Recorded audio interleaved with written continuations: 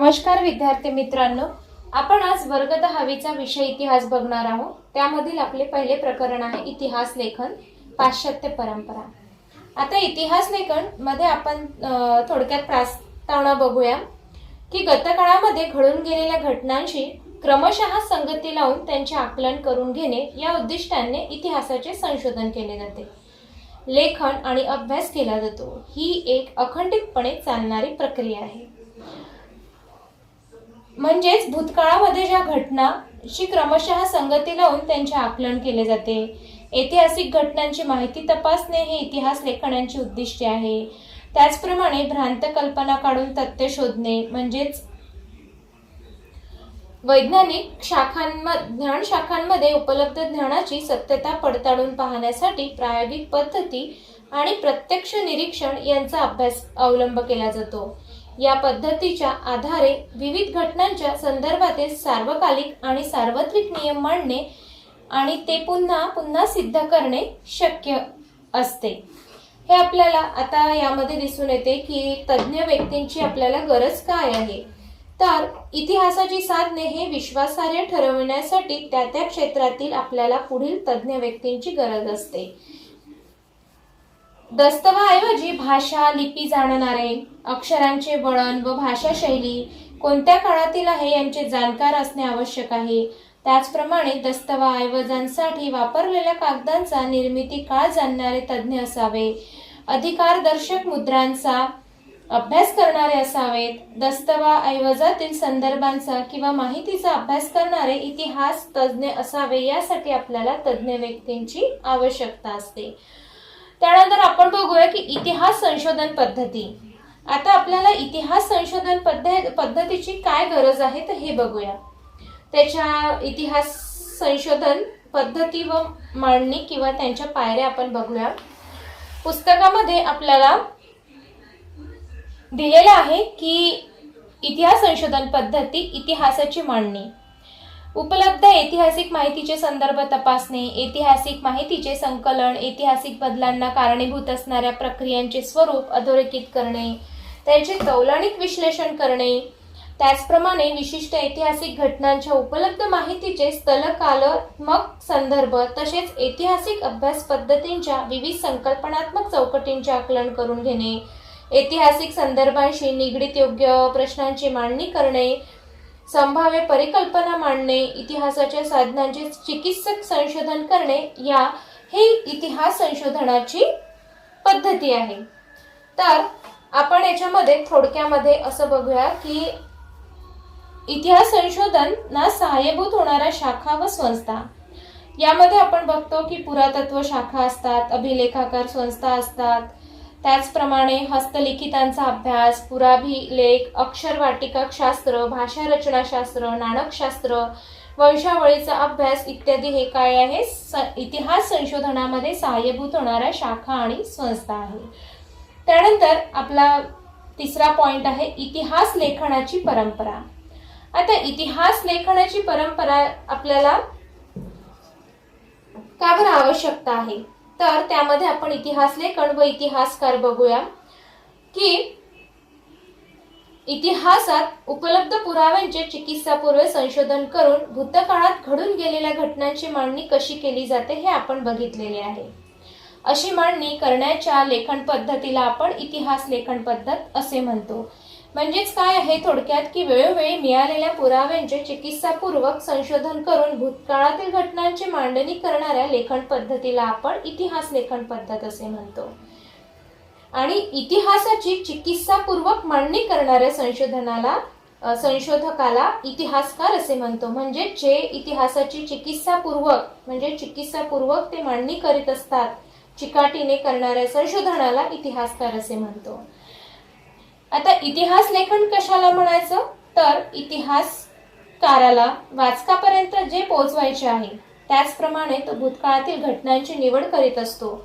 इतिहासकाराने निवडलेल्या घटना आणि त्यांचा वैचारिक दृष्टिकोन यावरती त्यांची लेखन शैली निश्चित होत असते। प्राचीन काळामध्ये इतिहास लेखनाची परंपरा ही जगभर नव्हती। भूतकाळातील स्मृतींचे म्हणजे आठवणींचे जतन करून ठेवणे, वडीलधाऱ्यांकडून ऐकलेल्या पूर्वजांचा पराक्रमाच्या गोष्टी सांगणे, कहाण्या ऐकणे, गीते व पोवाडे ऐकणे, त्यांची गुहाचित्रे पाहणे याद्वारे आठवणींचे जतन करून ठेवले जाते. आधुनिक इतिहास लेखनामध्ये याच गोष्टी इतिहासाची साधने झाली आहेत असं आपल्याला दिसून येते. त्यानंतर आपल्या पुस्तकामध्ये फ्रान्स येथील लुव्र या संग्रहालयातील सर्वाधिक प्राचीन शिलालेख आपल्याला इथे दाखविलेला आहे. त्याची थोडक्यात माहिती बघूया की फ्रान्समधील लुव्र संग्रहालयात सुमारे 4500 वर्षापूर्वीचा सुमारे संस्कृतीच्या काळातील शिलालेख ठेवलेला आहे.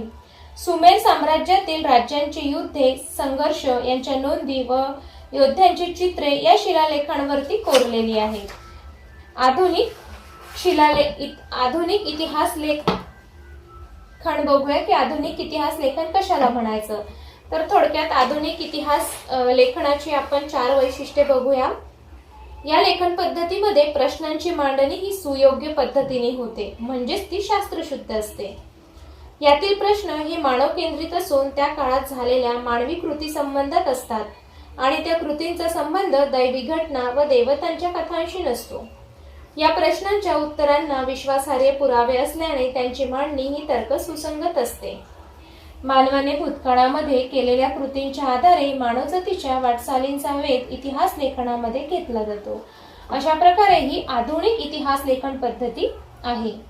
त्यानंतर आपण युरोपमधील वैज्ञानिक दृष्टिकोन, विकास आणि इतिहास लेखन बघूया की युरोपमध्ये 18व्या शतकापर्यंत युरोपात तत्वज्ञान व विज्ञान या क्षेत्रामध्ये प्रगती झाली आणि वैज्ञानिक पद्धतीचा वापर करून सामाजिक आणि ऐतिहासिक वास्तवांचा अभ्यास करणे शक्य असल्याने विचारवंतांना वाटू लागले. अमेरिका, युरोप येथे इतिहास व इतिहास लेखन या संबंधी विचारमंथन झाले. इतिहास लेखनामध्ये वस्तुनिष्ठतेला महत्त्व आले.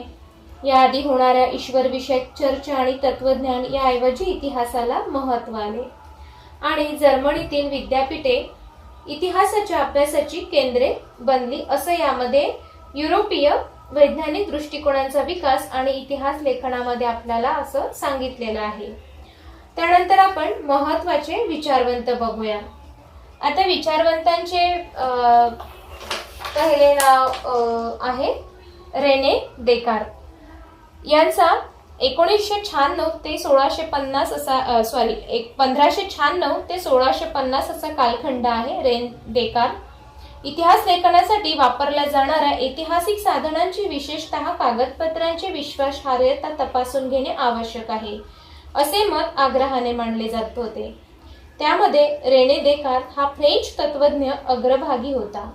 त्याने लिहिलेल्या डिस्कोर्स ऑन द मेथड या ग्रंथातील एक नियम शास्त्रशुद्ध संशोधनाच्या दृष्टीने फारच महत्त्वाचा मानला जातो. एखादी गोष्ट जर सत्य असेल असे ते निसंशयरित्या जर प्रस्थापित होत नाही तोपर्यंत तिचा स्वीकार हे कदापिही करू नये असा हा त्यांचा रेन देकार्त यांचा नियम आहे. त्यानंतर आपले दुसरे महत्त्वाचे विचारवंत आहे व्हॉल्टेयर. व्हॉल्टेयरचा कालखंड हा 1694 ते 1778 असा आहे. त्यांच्या ग्रंथांचे नाव हे कॅन्डिड आहे आणि त्यांचा देश म्हणजे फ्रान्स. आणि त्यांची आपण थोडक्यात माहिती बघूया की इतिहास लेखनासाठी केवळ वस्तुनिष्ठ सत्य व घटनांचा कालक्रम यावरच लक्ष केंद्रित करू नये, तर तत्कालीन समाज परंपरा, व्यापार, आर्थिक व्यवस्था, शेती इत्यादी बाबतीतही विचार केला पाहिजे. इतिहासाची मांडणी करताना मानवी जीवनाचा सर्वांगीण विचार व्हायला हवा आणि व्हॉल्टेयरला आधुनिक इतिहास लेखनाचे जनक असे देखील म्हटले जाते. त्यानंतर जॉर्ज वेल्हेम फ्रेडरिक हेगेल इसवी सन 1770 ते 1831 असा त्यांचा कालखंड आहे. त्यांच्या ग्रंथांचे नाव आहे एन्सायक्लोपीडिया ऑफ फिलॉसॉफिकल सायन्सेस आणि दुसरं नाव आहे रिझन इन हिस्ट्री. थोडक्यात माहिती बघूया यांची की ऐतिहासिक वास्तव हे तर्कशुद्ध पद्धतीने मांडले गेले पाहिजे आणि इतिहासातील घटनाक्रम प्रगतीचे टप्पे दर्शविणारा असतो. इतिहासकाराला वेळोवेळी उपलब्ध होणाऱ्या पुराव्यांनुसार इतिहासाच्या मांडणीत बदल होणे स्वाभाविक आहे आणि कोणत्याही घटनेचे आकलन होण्यासाठी तिची वर्गवारी 2 विरोधी प्रकारात करून चर्चेअंती समन्वयात्मक मांडणी करावी. हा द्वंद्ववादी सिद्धांत त्यांनी मांडलेला आहे. त्यानंतर लिओपॉल्ड वॉन रॉन्के इसवी सन 1795 ते 1886 आणि त्यांचा ग्रंथ आहे the theory and the practice of the history, the secret of world history. ते जर्मनीतले आहे आणि त्यांनी इतिहास संशोधनामध्ये मूळ दस्तऐवजांच्या आधारे प्राप्त झालेली माहिती ही सर्वाधिक महत्त्वाची असते आणि ऐतिहासिक घटनांशी संबंधित सर्व कागदपत्रे व दस्तऐवज यांचापासून शोध घेणे आवश्यक असते. या शोधामुळेच ऐतिहासिक सत्यापर्यंत पोहोचता येणे शक्य होते आणि इतिहास लेखनातील काल्पनिकतेवरती त्यांनी टीका केलेली आहे. 19व्या शतकातील इतिहास लेखनाच्या पद्धतींचा त्यांच्यावरती प्रभाव पडत असतो. त्यानंतर आपले 5वे विचारवंत आहे कार्ल मार्क्स. यांचा कालखंड आहे 1818 ते 1883. यांचा दास कॅपिटल हा ग्रंथ प्रसिद्ध आहे आणि ते जर्मनीतले या देशातील आहे. थोडक्यात माहिती म्हणजे इतिहास हा अमूर्त कल्पनांचा नसून तो जिवंत माणसांचा आहे. म्हणजे ज्या अमूर्त कल्पना असतात ज्या आपल्याला दिसत नाही ते नसून तो जिवंत माणसांचा असतो आणि आपल्या मूलभूत गरजा भागवण्यासाठी उपलब्ध असलेल्या उत्पादन साधनांच्या स्वरूपावर व मालकीवर व्यक्तींचे आपापसातील संबंध अवलंबून असतात. उत्पादन साधनांचे वाटप सर्व समाज घटकात समप्रमाणात न झाल्याने समाजात वर्ग संघर्ष नेहमी उभा असतो आणि उत्पादन साधने ताब्यात असणारा वर्ग अन्य वर्गांचे आर्थिक शोषण हे करत असतो. त्यामुळे त्यांचा दास कॅपिटल या ग्रंथामध्ये त्यांनी या सगळ्या कल्पना मांडलेल्या आहेत.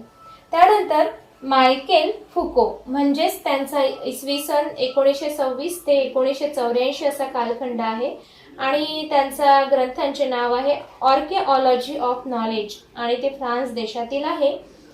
थोडक्यात माहिती म्हणजेच इतिहासाची कालक्रमणानुसार अखंड मांडणी करणे चुकीचे असल्याचे मत त्यांनी मांडलेले आहे.